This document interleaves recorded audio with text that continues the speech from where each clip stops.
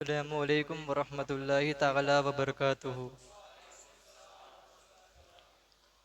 جس طریقے سے میں پڑھا ہوں میرے ساتھ مل کر پڑھے۔ الصلاۃ والسلام علیک یا رسول اللہ، الصلاۃ والسلام علیک یا حبیب اللہ، وعلی آلک واصحابک یا نور اللہ،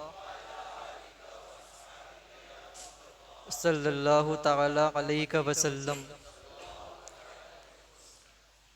علم کے فضائل کے بارے میں قرآن کریم میں اور حدیث پاک میں بے شمار دلائل موجود ہے۔ اللہ تبارک و تعالی قرآن کریم میں ارشاد فرماتا ہے، یرفع اللہ الذین آمنوا منکم والذین اوتوا العلم درجات، کہ اللہ تمہارے ایمان والوں کے اور ان کے جن کو علم دیا گیا ان کے درجوں کو بلند فرمائے گا۔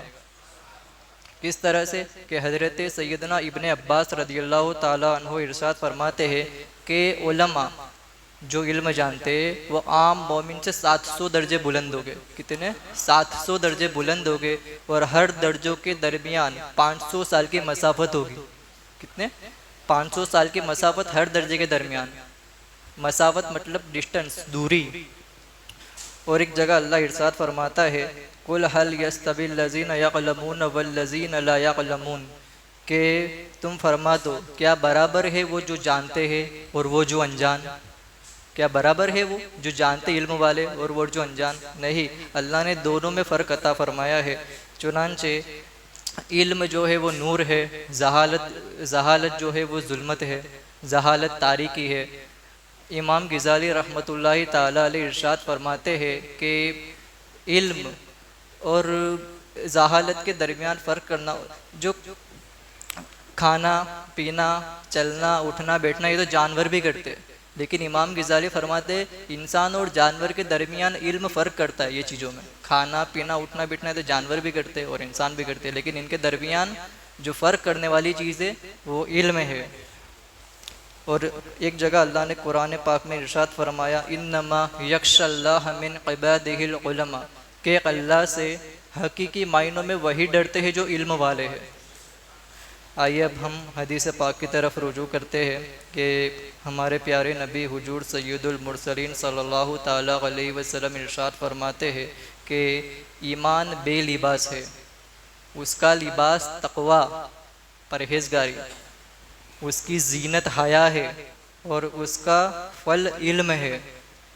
ایک مرتبہ حضرت سیدنا فتح مسلم رحمۃ اللہ تعالی علیہ حاضرین مجلس سے انہوں نے سوال فرمایا کہ مجھے بتاؤ، جس طریقے سے مطلب مریض کو دوا کھانا پانی وغیرہ سے روک دیا جائے تو کیا وہ مر نہیں جاتا؟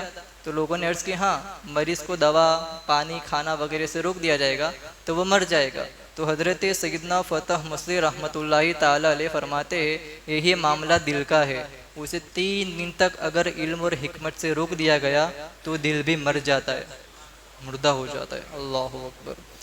حجت الاسلام حضرت سیدنا امام غزالی رحمۃ اللہ تعالی علیہ فرماتے ہیں کہ حضرت سیدنا فتح مسلم علیہ الرحمٰن نے سچ فرمایا، کیونکہ دل کی غذا علم اور حکمت ہے، اور ان دونوں سے دل زندہ رہتا ہے۔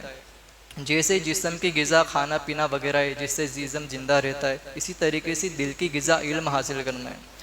بس جس نے علم کو نہ پایا اس کا دل بیمار ہے اور اس کی موت یقینی طور پہ ہے، لیکن اسے اس بات کا شعور نہیں ہوتا، کیونکہ دنیا کی مشغولیت اس کے دل کے احساس کو ختم کر دیتی ہے، اور جب موت ان دنیا کی مشغولیت کو ختم کر دیتی ہے تو وہ بہت زیادہ تکلیف محسوس کرتا ہے، اور بے انتہا افسوس کرتا ہے کہ کاش میں نے دنیا میں کچھ علم حاصل کیا ہوتا اور اس کے اوپر عمل کیا ہوتا۔